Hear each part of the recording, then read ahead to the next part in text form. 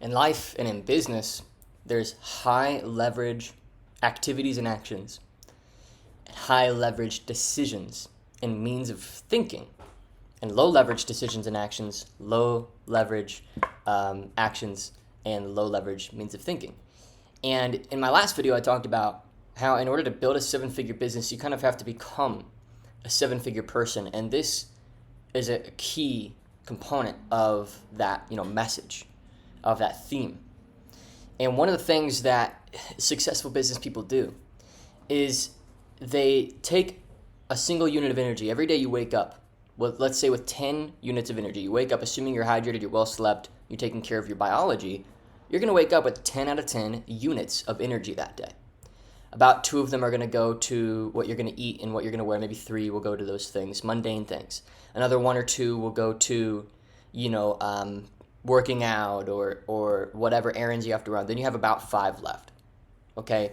What successful seven-figure business owners do, and what successful people do, and because successful people become seven-figure business owners, what successful people do is they get the most out of every bit of energy that they extend throughout their day. Now, what does this look like, and what do I mean? So let's give you a practical example. There's such a thing as unilateral chess moves, okay? So life is akin to a chessboard, and if you know how to play chess, oftentimes there's 1 or 2 moves that, if you're aware of them on the board, give you a 10x advantage.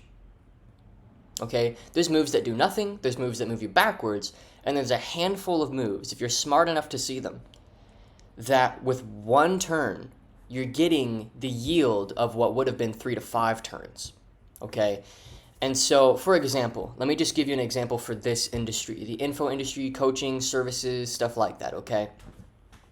If you have a personal brand and you happen to have a team, okay, you'll see big personal brands doing this. They'll document themselves leading their team meetings, team calls, etc.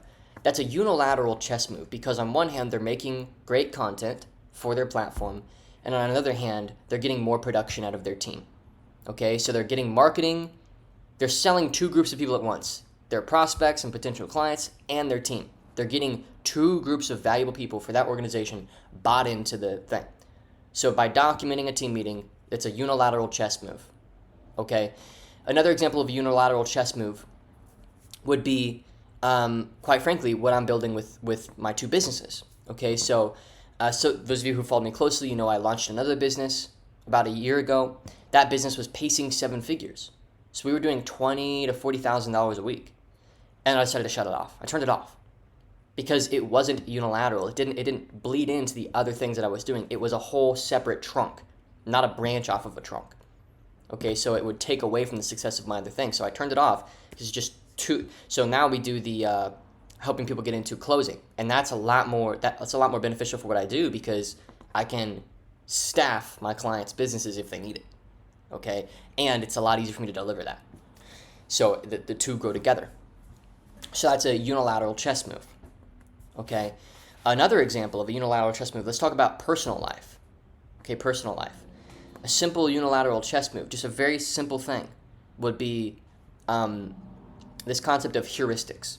If you aren't familiar with what heuristics are, it's basically systemizing or building systems out of making good decisions.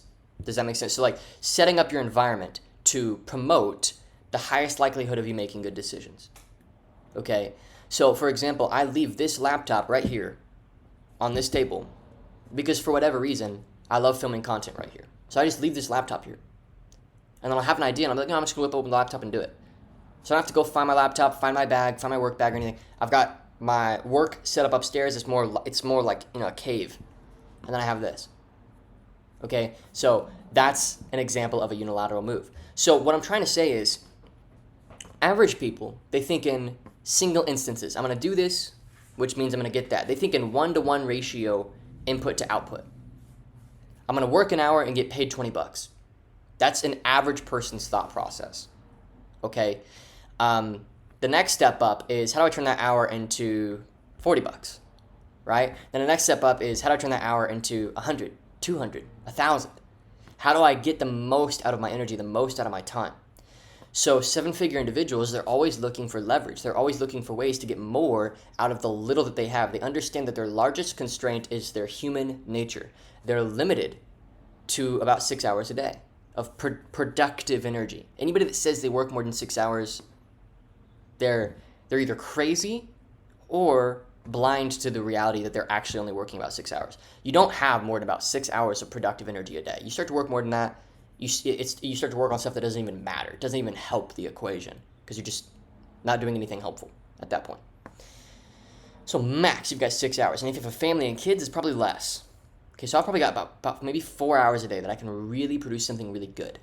Okay, so I'm considering what I do with that time and how I get the most out of that. And so content is a very unilateral chess move for me because it sharpens my ability to communicate. So I'm practicing something that's helpful for my client work. Okay, it's very easy for me to do. It takes very little energy for me to just turn on the camera and talk about something that's valuable to me. It gets me clients, builds my platform, it compounds long term, right? And so it's kind of like putting $100 a day into the S&P 500. It's just like it's what Jim Rohn says. It's the easy things to do are also the easy things not to do, and content's one of those things. It's easy to do, so it's therefore easy not to do. And those little things that are easy to do, that are therefore easy not to do, compounded over time, create massive yield in a life or a business. So, in order to get the most out of your business, you have to be identifying you have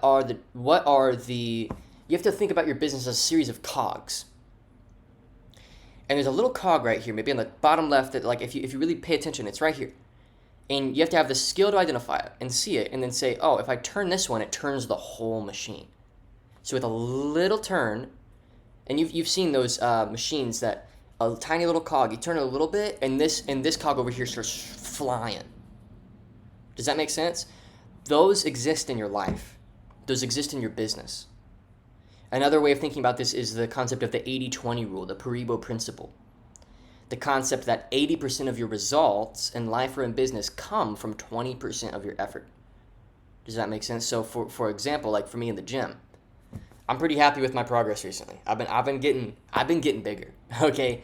And it's because I figured out some little things, tiny things, nothing major, that work better for me, and I can maybe make a video about that, right?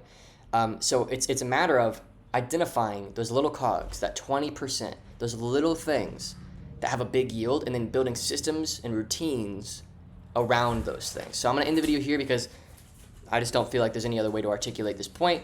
Let me know what your thoughts are in the comments. Would love to hear more, and thanks for watching.